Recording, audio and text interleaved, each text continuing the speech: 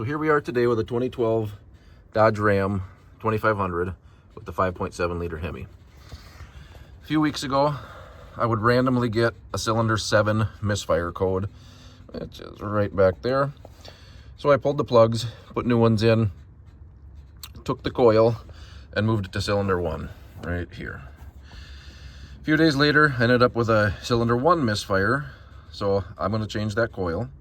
But today, I ended up with a P0300, which is a multi-cylinder misfire. So we went shopping. I decided to pull and check the air filter, and this is what we found. Quick little reminder, now that it's fall, check your air filters. All right, we got the new coil installed. Can't really tell there's anything wrong with the old one just by looking at it.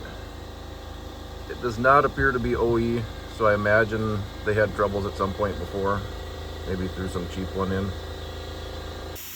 And now we're gonna get rid of our friendly neighborhood mouse nest.